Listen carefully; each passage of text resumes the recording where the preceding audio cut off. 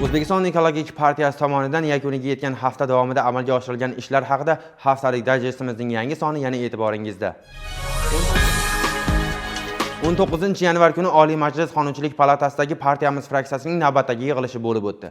Unda bir qator qonun loyihalari ko'rib chiqilib, deputatlar tomonidan qizg'in muhokama qilindi. Xuddi shu kuni partiyamiz vakillari tomonidan Surxondaryo viloyatining Angor tumanidagi Navshahar mahallasi hududidan o'tuvchi M39 avtomobil yo'li bo'yidagi bo'sh yer maydoniga yashil makon umummilliy loyihasi doirasida ko'chat ekish aksiyasi o'tkazildi. Aksiya davomida 870 tup qarag'ay va archa ko'chatlari ekildi. Shuningdek, Samarqand viloyati kengashining navbatdagi kengash yig'ilishi bo'lib o'tdi. Yig'ilishda 2025-yilda amalga oshirilgan ishlar tahlil qilinib, joriy yilda partiya faoliyatini rivojlantirish bo'yicha vazifalar belgilab olindi. 20-yanvar kuni Samarqand Darvoza mahallasida joylashgan 13-sonli umumta'lim maktabida xalq deputatlari Shayxon Tohir tuman kengashi deputatligiga partiyamizdan saylangan Gulasal Rahmonova boshchiligidagi ishchi guruh tomonidan o'rganish ishlari olib borildi. O'rganish jarayonida maktab tashabbusli budjet doirasida faollar zalini ta'mirlash loyihasi bo'yicha g'olib bo'lganligiga qaramasdan, ta'mirlash ishlari belgilangan muddatda boshlanmaganligi aniqlandi.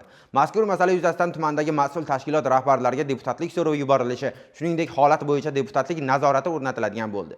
Bundan tashqari O'zbekiston Ekologik partiyasi Namangan viloyat kengashi tomonidan 2025-yil davomida amalga oshirilgan ishlar yuzasidan kengash yig'ilishi bo'lib o'tdi. 21-yanvar kuni Taxiyatosh tuman partiya tashkiloti hamda Qoraqalpog'iston Respublikasi partiya tashkiloti hamkorligida Nukus shahri Amudaryo mahallasi hududida tozalik aksiyasi o'tkazildi. Ayni shu kuni O'zbekiston Ekologik partiyasi markaziy kengashida partiyaning yoshlar bilan ishlash yo'nalishida 2025-yilda amalga oshirilgan ishlari hamda 2026-yilda bajariladigan vazifalar yuzasidan davra suhbati ham bo'lib o'tdi. Shuningdek, partiyamizning Buxoro viloyat kengashining navbatdagi yig'ilishi bo'lib o'tdi. Yig'ilishda partiya markaziy kengashi raisi Abdushukur Hamzayev ham ishtirok etib, davlatimiz rahbarining Oliy Majlis va O'zbekiston xalqiga yo'llagan murojaatnomasida belgilangan strategik yo'nalishlar asosida partiya oldida turgan ustuvor vazifalar yuzasidan o'z fikr va mulohazalarini bildirdi. 22-yanvar kuni O'zbekiston Ekologik partiyasi Navoiy shahar kengashi tomonidan Janubiy mahallasi qoshida mahalla barqaror kelajak uchun munosib maskan shiori ostida boshlang'ich partiya tashkiloti tashkil etildi. Xuddi shu kuni O'zbekiston Ekologik partiyasi Termiz tuman partiya tashkiloti tomonidan Saloobod mahalla fuqarolari yig'ini qoshida boshlang'ich partiya tashkiloti ham tuzildi. Fraksiyamiz deputati Javlon Abdullayevning tashabbusi bilan O'zbekiston Ekologik partiyasi hamda Farg'ona viloyati ko'z kasalliklari shifoxonasi hamkorligida